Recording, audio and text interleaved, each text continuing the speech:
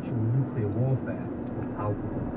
One of the ways that we know this is a really interesting study that was done by the UN. One of the first kinds of participatory foresight or futurist studies of its kind. They went to Norway, they went to Poland, and they went to France. And they asked 5,000 people, what's your vision of the future? Well,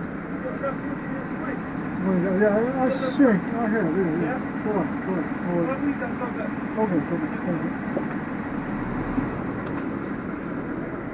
Top of mind for them. And although they were offered other options like the quality of life or work and wages and labor issues, this really dominated.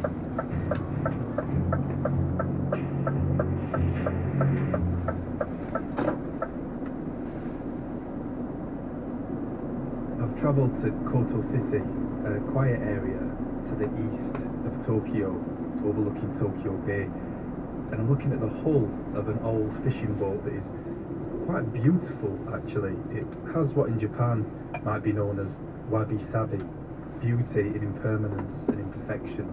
The wood is chipped and bruised and layers of paint are flaking off of it. You can see the craftsmanship that went into creating it, the bent wooden planks, the humble nuts and bolts that made it seaworthy.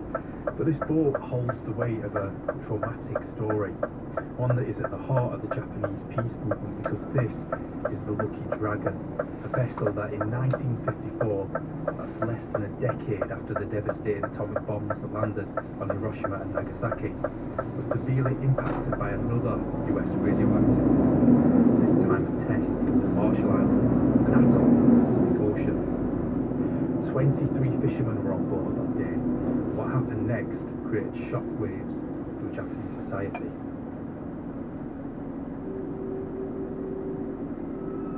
The Bikini incident is a big turning point in the history of peace movement. The USA was conducting a hydrogen bomb test on the Marshall Islands known as the Bikini Atoll in the central Pacific Ocean. Although a radioactive danger zone had been identified in advance, the test was several times more powerful than predicted, and changes in weather patterns spread the nuclear fallout onto 4 nearby islands, where inhabitants had not been evacuated. The blast also caught the Lucky Dragon, a Japanese fishing boat, even though they were over 50 miles away. The fishermen attempted to escape from the area, but they took almost 6 hours to retrieve the fishing gear from the sea. All of the crew were seriously burnt by the blast and were further exposed to radiation. The fishermen had scooped highly radioactive dust into bags with their bare hands, and the dust stuck to their bodies. The entire Japanese crew suffered from acute radiation syndrome, and the chief radioman died. He's seen as the first ever victim of a hydrogen bomb. There was a public outcry against the government's handling of the incident for several reasons. Firstly, there was the initial lack of information for Japan's citizens. Then the government did little to reduce the nuclear fallout spreading. And lastly, the victims were not given the same medical benefits as the victims of Hiroshima and Nagasaki. Professor Takao Takaharu. The conservative government at that time was intent on revising this constitution, but the incident really gathered people, opened their eyes to peace. 13 million signatures against nuclear testing was collected in Japan, and atomic bomb survivors coming out. He was a victim in several ways. But that's only talking about Japan. The actual deaths flew around the globe, and people became aware. So-called anti-nuclear movement rose from that. And Russell-Einstein Manifesto in 1955, and there's many organizations that we know came about the longest and largest anti-nuclear movement in world history.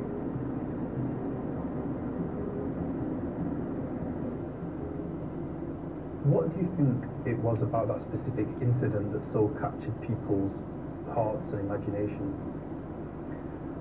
It's the sense that we are one world. It will go across the borders and covers the globe. The sense of one world came to be shared by that incident.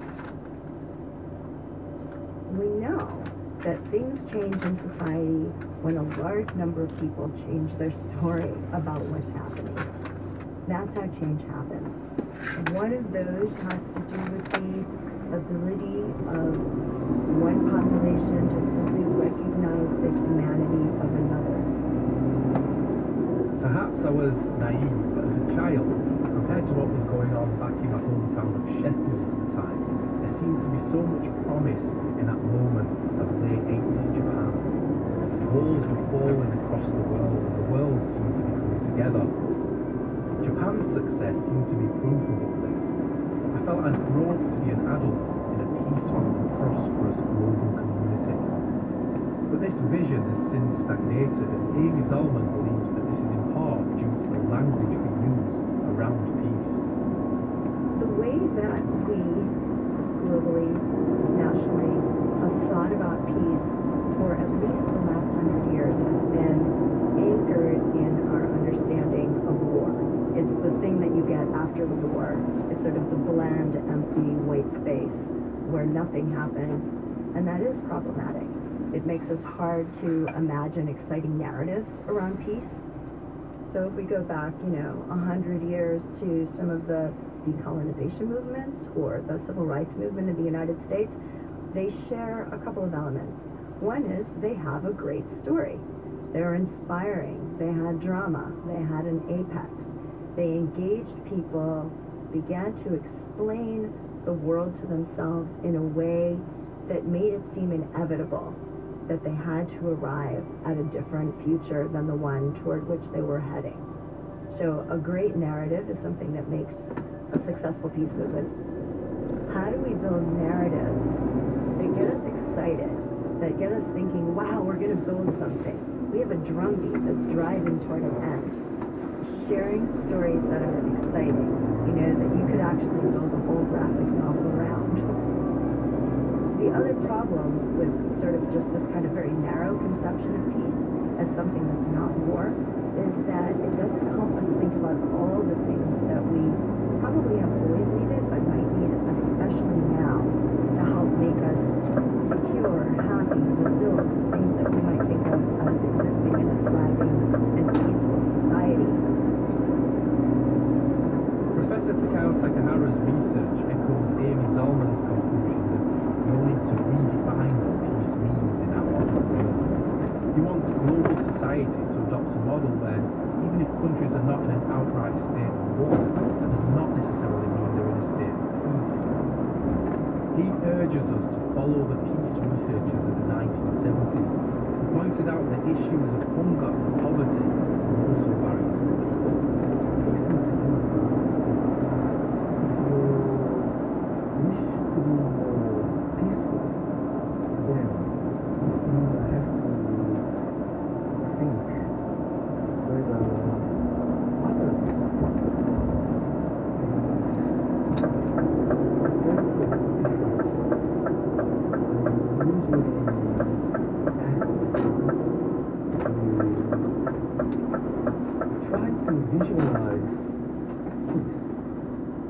What kind of image comes to you when you think of the word peace? What are the most popular things